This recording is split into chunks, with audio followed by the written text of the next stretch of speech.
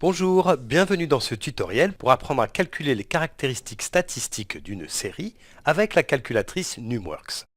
Alors la calculatrice va calculer la moyenne, l'écart type, la médiane, les quartiles, enfin tous les paramètres d'une série statistique que tu as rencontrée au cours de l'année. Alors ici, la série qui va nous occuper, eh bien c'est une série dont les valeurs sont regroupées en effectifs, elles sont coefficientées, tu vois. On voit ici, par exemple, la valeur 10 apparaît 5 fois, hein, son effectif est égal à 5. La valeur 14 apparaît, elle, 9 fois. Et donc, bien sûr, quand on va rentrer les données dans la calculatrice, il va falloir tenir compte des effectifs de chaque valeur. Alors, je dis les effectifs, mais bien sûr, si tu travailles avec une série dont on te donne les fréquences, eh bien, tu devras tenir compte de ces fréquences. Alors, pour ça, on va commencer par aller dans le menu statistique. Donc, on se déplace avec les flèches sur le menu statistique. On clique sur OK. Et là, tu vois, pour rentrer les données, il faut aller dans l'onglet Données. Donc, avec les flèches, on se déplace en haut. Dans le menu des onglets, on se déplace sur Données. On clique sur OK. Alors, quand on arrive ici, il se peut qu'il y ait déjà des valeurs qui soient rentrées puisque la calculatrice n'efface pas toujours les données d'une fois sur l'autre. Donc évidemment, la première chose, c'est d'effacer toutes les données qui sont là. Alors pour ça, la première chose, c'est de descendre avec les flèches sur l'affichage des valeurs, ici. Et puis ensuite, on va cliquer sur Shift Clear. Et la calculatrice nous avertit que toutes les données du tableau, donc de la première série statistique, seront supprimées. Avec les flèches, on se déplace sur Valider et on valide avec OK. Voilà, maintenant le tableau de valeurs est vide, donc on va le remplir. Et pour ça, eh bien, tout simplement, on rentre ici dans la première case qui est grisée la première valeur. Pour nous, c'est 10. Voilà. Ensuite, on se déplace dans la colonne de droite pour rentrer l'effectif de cette valeur qui pour nous est 5. Voilà. Ensuite, on peut faire OK, voilà. Et on va donner, je me déplace avec les flèches d'une colonne à l'autre ou d'une ligne à l'autre du tableau. Et je vais remplir la deuxième valeur qui est 12 pour nous. Son effectif, c'est 4. Ensuite, je vais me déplacer dans la cellule où il y aura la troisième valeur. La troisième valeur, c'est 14. Alors ici, tu vois, la calculatrice a automatiquement écrit 1, il faut faire attention.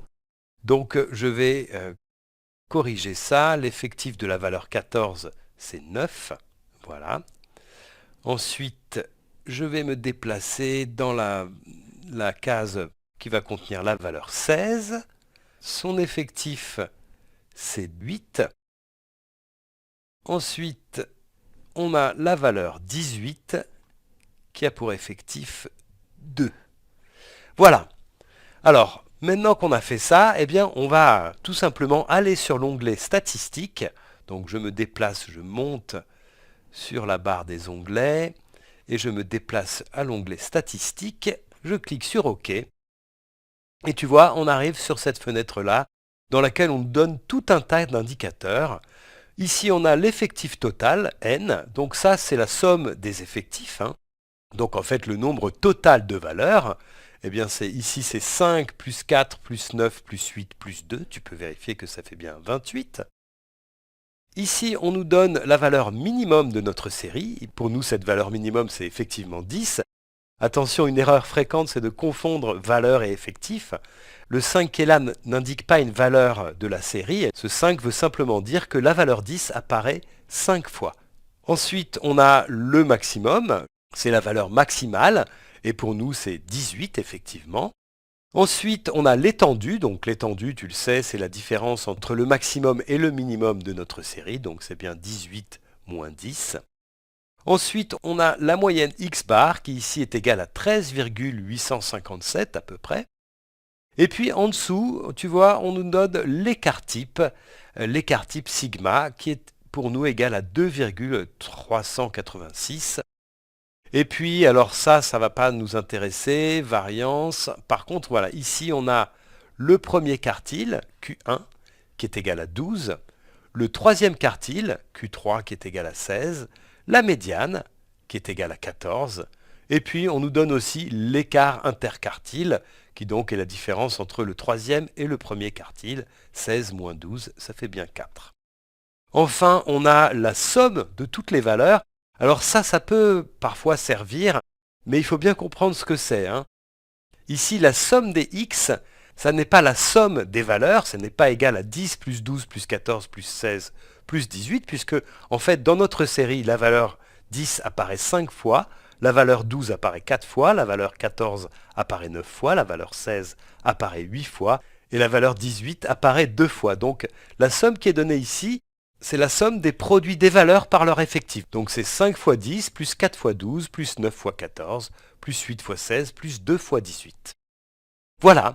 Je pense que, je vais regarder un petit peu dessous quand même, mais je pense que là, oui, on peut regarder ça. La calculatrice nous donne également le mode de la série, qui est la valeur 14. On voit ici que c'est la valeur qui a le plus grand effectif, et on nous donne aussi l'effectif de ce mode, qui est 9. Voilà, j'espère que cette vidéo t'aura aidé à comprendre comment te servir de la calculatrice Numworks pour afficher les caractéristiques d'une série statistique.